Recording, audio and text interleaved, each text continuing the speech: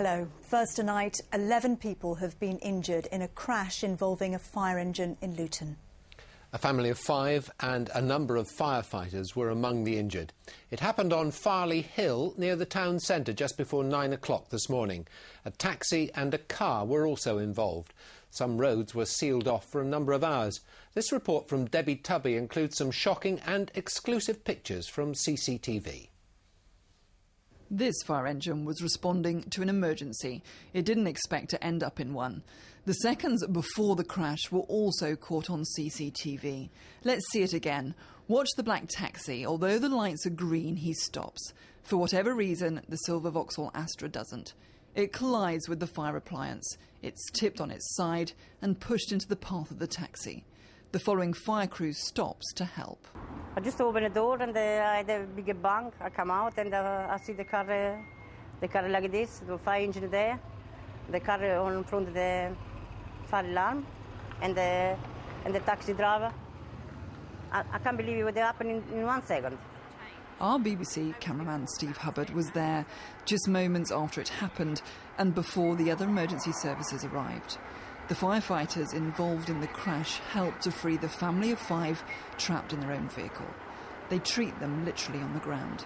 Although trained to deal with emergencies and people's trauma, they don't normally need colleagues to help with their own. They're extremely distressed. They deal with most type of incidents and they're very capable of doing so. On this occasion, they're extremely upset, some of them in tears, to see exactly as what has happened, particularly when they're so unprepared for it. 7 ambulances were called to the scene. In total, 11 people were hurt, including 5 firefighters. The taxi driver, a man, received a minor injury, and the 5 people from the car on its side, one is deemed serious but she is stable, and the 3 girls in the rear of the car received pelvic and abdominal injuries. The driver of the car also received slight injuries. An investigation is underway to find out if a driver or the traffic lights were at fault. Ironically, the house fire the 2 crews were racing to wasn't as serious as first thought. Debbie Tubby, BBC Look East, Luton. The Business Secretary, Lord Mandelson, has told Look East that job cuts at Vauxhall in Luton can't be ruled out. 2,500 workers at the plant were told yesterday that Magna will be their new owner.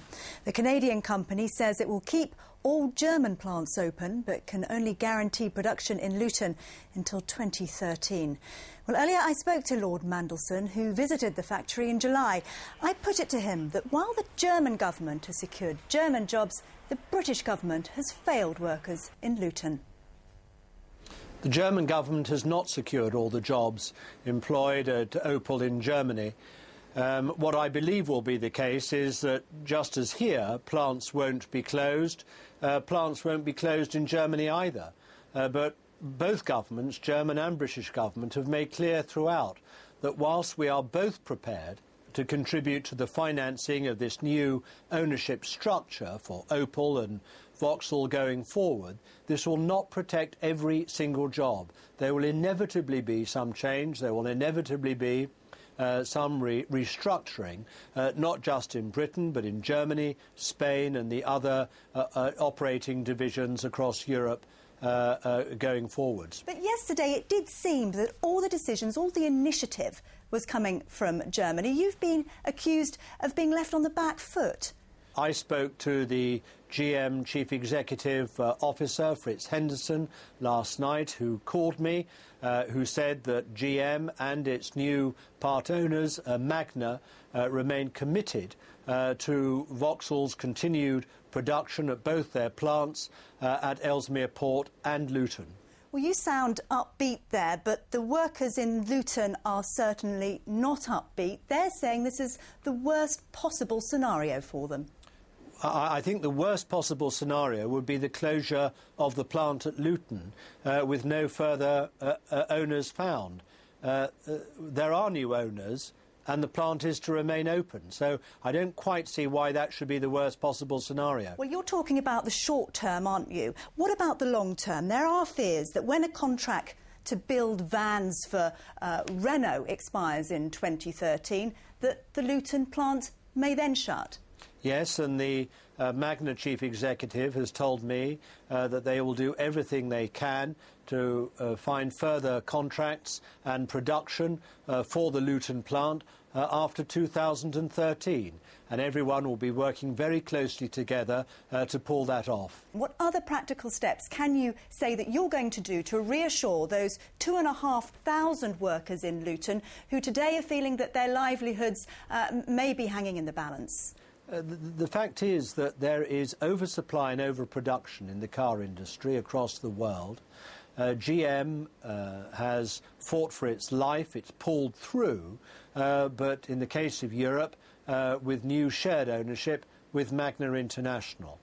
I think we should welcome that today. The alternative would have been insolvency. We've now helped save this company from going down in that way, and now we shall start talking detailed terms with the new GM Magna owners to see how the British government can help financially to underpin this new ownership structure.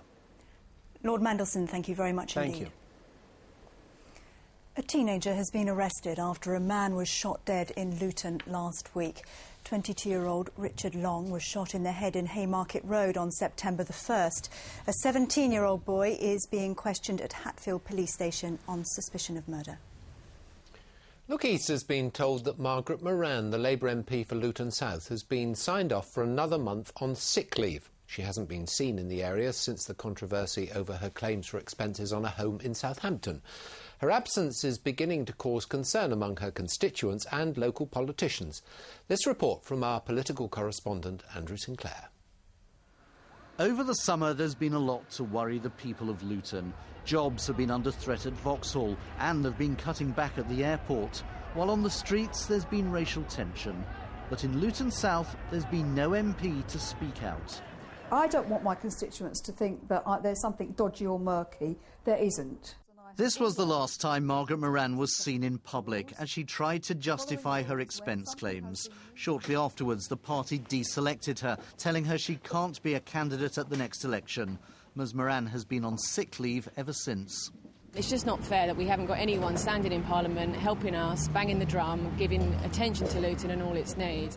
Elena O'Sullivan is one of her constituents. She believes it's important that at the moment Luton South has a working MP.